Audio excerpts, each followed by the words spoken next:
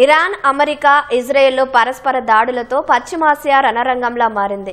ప్రస్తుత పరిస్థితులపై అంతర్జాతీయ వ్యవహారాల నిపుణులు మేజర్ శ్రీనివాస్తో మా ప్రతినిధి శివరామకృష్ణ ముఖాముఖి.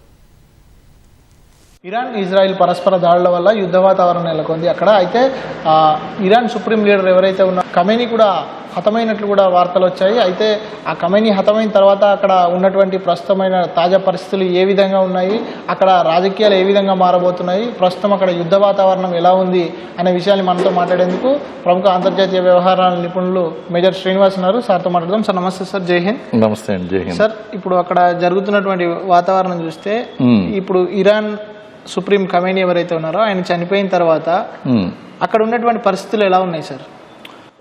ఫస్ట్ ఆఫ్ ఆల్ ఏంటి అంటే 40 days సంతాప దినాల కింద ప్రకటించడం జరిగింది.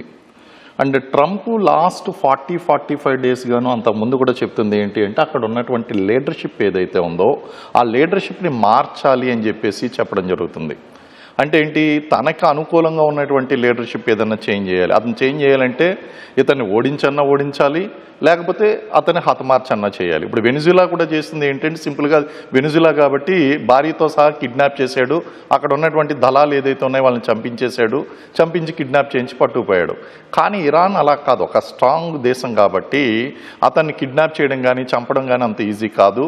దాని గురించే ఇజ్రాయెల్తో పాటు జాయింట్ ఆపరేషన్ అనేటువంటిది లైన్ రోర్ అనేటువంటి ఒక పేరుతో ఆపరేషన్ అనేటువంటిది కండక్ట్ చేయడం జరిగింది. సింహ గర్జన అంటే వాళ్ళు ఈ బంకర్ పెనిట్రేటింగ్ మిజైల్స్ ఏదైతే ఉన్నాయో బంకర్ పెనిట్రేటింగ్ మిజైల్స్ అనేటువంటి ఉపయోగించి చాలా స్పెసిఫిక్గా ఆ యొక్క ప్రెసిషన్ టార్గెటింగ్ అంటారు దీన్ని. ప్రెసిషన్ టార్గెటింగ్ అంటే ఎక్కడైతే ఉన్నారో ఆ యొక్క 8 గ్రిడ్ రిఫరెన్స్ తీసుకుని ఆ గ్రిడ్ రిఫరెన్స్తో స్పెసిఫిక్గా ఆ ఉన్నటువంటి స్పాట్లో బంకర్లో అండర్ గ్రౌండ్ బంకర్లో ఉన్నా సరే అది చొచ్చుకుని పోయి వెళ్ళి అక్కడ కొట్టేటువంటి మిజైల్స్ అనేటువంటి యూజ్ చేసి ఆ యొక్క దాడి చేసి అక్కడ దాడిలో కూతురు, అల్లుడు వీళ్ళని కుటుంబ సభ్యులను కూడా హతమార్చడం అనేటువంటి జరిగింది. ఇప్పుడు ఈ సుప్రీం లీడర్ అయినటువంటి అయతుల్లా అలీ ఖమేనీ చనిపోవడం జరిగింది. పొలిటికల్ ఇన్స్టెబిలిటీ అనేటువంటిది ఏర్పడింది. ఇప్పుడు టెంపరీగా ఎవరు వస్తారు? ఐఆర్జీసీస్ దళాలు ఉన్నాయి, ఈ రెవల్యూషనరీ గార్డ్స్ సంబంధించినటువంటి కోర్స్ దళాలు ఏదైతే ఉన్నాయో వీళ్ళకు ఒక గైడెన్స్ కావాలి. ఇలాంటి రాజ్యాంగ సంక్షోభం వచ్చినప్పుడు ఇమీడియట్గా ఇరాన్లో జరిగేది ఏంటి అంటే నెక్స్ట్ అధ్యక్షుడిగా ఉన్నటువంటి వ్యక్తి ఎవరైతే ఉన్నారో అతని అధ్యక్షతన ఒక టెంపరీ కమిటీ అనేటువంటిది ఏర్పడుతుంది. అందులో సుప్రీంకోర్టు యొక్క చీఫ్ జస్టిస్ మెంబర్గా ఉంటాడు ఆ కమిటీలో. అలాగే దేశ అధ్యక్షుడు ఎవరైతే ఉన్నారో మసూద్ కూడా అందులో సభ్యుడిగా ఉంటాడు. అలాగే ఈ గార్డ్ కౌన్సిల్ ఏదైతే ఉందో గార్డ్ కౌన్సిల్ నుంచి ఒక సభ్యుని తీసుకుంటారు. వీళ్ళ ముగ్గురితో కూడినటువంటి వంగా మారిపోతుందని కారణం ఏంటి అంటే ఫస్ట్ టెహ్రాన్తో పాటు ఇంపార్టెంట్ సిటీస్ ఏదైతే ఉన్నాయో ఆ సిటీస్ యొక్క సెక్యూరిటీని వాళ్ళు టైట్ చేయవలసినటువంటి సెక్యూరిటీ లాక్డౌన్ చేయవలసినటువంటి పరిస్థితి ఉంది. అలాగే వీళ్ళ యొక్క మిజైల్ సెంటర్సు, అలాగే ఎయిర్పోర్ట్లు, అలాగే వీళ్ళ యొక్క ఇతర సైనిక ఎస్టాబ్లిష్మెంట్స్ వీటినన్నింటినీ కూడా సెక్యూరిటీ లాక్డౌన్ చేసి వాటిని కాపాడుకోవాల్సినటువంటి ఎయిర్పోర్ట్లు, సీపోర్ట్లు ఇవి కూడా కాపాడుకోవాల్సినటువంటి పరిస్థితి ఈ ఐఆర్జీసీ దళాలకు ఇప్పుడు ప్రజెంట్ ఉంది. It is a very difficult situation. Ayatollah Khamenei యొక్క మరణంతో యుద్ధం ఆగిపోయింది అని చెప్పడం కష్టం. ఇది కంటిన్యూ అనేటువంటి కావచ్చు. కేవలం ఖమేనీ యొక్క ఐడియాలజీని అంతం చేశారేమో. అండ్ అమెరికాకి డెఫినెట్గా ఒక హై హ్యాండ్ అనేటువంటి లభించడం జరిగింది. కొత్త అధ్యక్షుడు ఎవరు వచ్చినా సరే, సుప్రీం లీడర్ ఎవరు వచ్చినా సరే అతడు చనిపోతాడేమో అనేటువంటి ఒక భయాన్ని కల్పించగలిగారు. ఇక్కడ ట్రూప్స్ యొక్క మొరాల్ని ఎఫెక్ట్ చేయగలిగారు. అంతే తప్ప యుద్ధాన్ని అయితే మాత్రం 100% ఆగింది అని మనం చెప్పలేము. అయితే ఇక్కడ ఇరాన్ కూడా చెప్తున్న విషయం ఏంటంటే ఖచ్చితంగా దీనికి కఠిన చర్యలు ఉంటాయి, ఎవరైతే చంపేశారో వాళ్ళని ఖచ్చితంగా ఎట్టి పరిస్థితుల్లో వదిలే సమస్య లేదు అని చెప్పి కూడా ఇరాన్ కూడా ఇప్పటికే ప్రకటించడం జరిగింది. ఎందుకంటే అదే అంటున్నాను, ఇక్కడ ఒక రెజిమ్ అంతమైందేమో తప్ప ఆ యొక్క ప్రాబ్లంకి సొల్యూషన్ అయితే లభించలేదు. ప్రాబ్లంకి ఇప్పుడు ఏమన్నాడు ట్రంప్ ఏమన్నాడంటే నేను అక్కడ లీడర్షిప్ని మారుస్తాను అన్నాడు. లీడర్షిప్ మారుస్తాడు. ఎప్పుడు అది అంతమవుతుంది? ట్రంప్కి అనుకూలంగా ఉన్నటువంటి వ్యక్తిని తీసుకొచ్చినప్పుడు ఉంటుంది తప్ప ఇప్పుడు వీళ్ళు డైరెక్ట్గా చెప్పారు ట్రంప్కే ఇప్పుడు ఎఫెక్ట్ ఉంది. ఈ అమెరికాలో ఏ అధ్యక్షుడు కూడా పొందనటువంటి కఠినమైనటువంటి treatment you will get and definitely you will get befitting reply for this అనేటువంటిది ఇరాన్ యొక్క వార్నింగ్. సో ఇప్పుడు ఇలాంటి సమయంలో ఏం చేస్తుందంటే ట్రంప్కి మంచి అనుకూలమైన సమయం. ఇప్పుడు బంగ్లాదేశ్లో ఏ విధంగా అయితే తనకు అనుకూలమైనటువంటి వ్యక్తిని టెంపరీ అధ్యక్షుడిగా తీసుకుని వచ్చాడో అదేవిధంగా ఇక్కడ సుప్రీం లీడర్ కింద ట్రంప్ ఈ రోజు వరకు ఇజ్రాయెల్ చేపట్టినటువంటి ఆపరేషన్స్ ఏవి కూడా ఫెయిల్ అవ్వలేదు. ఈవెన్ వీళ్ళు హమాస్ దాడులు జరిగినప్పుడు కూడా ఐరన్ డోముల ద్వారా కొంత టెంపరీ ఇంపాక్ట్ అనేటువంటి లభించినప్పటికీ they are having very strong intelligence network. ఆ మసూద్ వాళ్ళ యొక్క స్ట్రాంగ్ ఇంటెలిజెన్స్ నెట్వర్క్ అనేటువంటిది వాళ్ళకు ఉన్నది. దాంతోపాటు అక్కడ ఉన్నటువంటిది ఏంటి అంటే అమెరికన్ ఫోర్సెస్ అనేటువంటివి ఏమి చిన్న ఫోర్సెస్ కాదు. There intelligence is also very strong intelligence. ఈ జాయింట్ ఆపరేషన్ ఏదైతే ఉందో జాయింట్ ఆపరేషన్లో 100% సక్సెస్ పొందారు. అలాగే ప్రియంటివ్ స్ట్రైక్స్ చేశారు, ప్రెసిషన్ స్ట్రైక్స్ చేస్తున్నాం అన్నారు, న్యూక్లియర్ ఇన్స్టాల్మెంట్స్ మీద స్ట్రైక్ చేస్తున్నాం అన్నారు. అలాగే ముఖ్యమైనటువంటి నాయకులు ఏదైతే ఉన్నారో నాయకులనే లక్ష్యంగా చేసుకుని దాడులు చేస్తున్నామని చెప్పారు. ఆ విధంగా సక్సెస్ కూడా అయ్యారు. ఒక రకంగా చెప్పాలంటే ఇప్పటి వరకు జరిగినటువంటి సంఘటనలో ఇజ్రాయెల్ది అమెరికాది హై హ్యాండెడ్గా ఉంది. వాళ్ళు 100% సక్సెస్ అయ్యారు.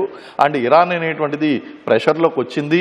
వాళ్ళు ముఖ్యమైనటువంటి అంశం ఏంటి అంటే వాళ్ళ యొక్క పొలిటికల్ లీడర్షిప్ ఏదైతే ఉందో ఆ పొలిటికల్ లీడర్షిప్లో సుప్రీం లీడర్ని చంపివేయడం అనేటువంటిది మామూలు విషయం కాదు. ఇది చాలా ప్లానింగ్తో అంటే దాదాపు 45 రోజులు బట్టి ట్రంప్ అటాక్ చేస్తానని చెప్పినప్పటికీ అటాక్ చేయకపోవడం గల కారణం ఏంటంటే 1-2 సార్లు ఇంటెలిజెన్స్ నెట్వర్క్ పరీక్షించుకుంటున్నాయి. వాళ్ళు ఉన్నటువంటి లొకేషన్స్ ట్రేస్ చేసుకున్నారు, ఎక్కడైతే ఉన్నారో దాన్ని కన్ఫర్మ్ చేసుకుని డిస్ట్రాక్టివ్ టాక్టిక్స్ అనేటువంటి ఉపయోగించి ఇటు వీళ్ళని డిస్ట్రాక్ట్ చేస్తూ అటు ఖమేనీని అంతం చేయడం అనేటువంటి జరిగింది. ప్రెసిషన్ స్ట్రైకింగ్ అనేటువంటి చేయడం జరిగింది. అప్పటి వరకు జరిగినటువంటి సంఘటనలో 100% ఇజ్రాయెల్ అండ్ అమెరికాదే పై చేయిగా ఉంది. సో అంటే ఇది మొత్తం చూస్తే కనుక సార్ అమెరికా ఎందుకు ఇట్లా అంటే ఆధిపత్యం చేయాలని చెప్పి అట్లాగే ఒక దేశ సుప్రీం లీడర్ని చంపేయడము ఇటువంటివన్నీ ఎట్లా చూడొచ్చు సార్? అంతర్జాతీయ రాజకీయాలపైన వీటి ప్రభావం ఏ విధంగా ఉంటుంది? మనకి ఇక్కడ అమెరికా యొక్క వైఖరి ఒక వంతు అయితే ట్రంప్ గత కారణాల వలన వ్యక్తిత్వం కూడా దీనికి తోడైంది. అతడు వ్యక్తిగతంగా కూడా ఏంటి అంటే తనకు కొన్ని పర్సనల్ ఎజెండాలు ఉన్నాయి. ప్రపంచ శాంతిని నేనే కాపాడుతున్నాను, యుద్ధాలను నేనే ఆపేస్తున్నాను అంటున్నాడు, యుద్ధాలను ప్రోత్సహిస్తున్నాడు.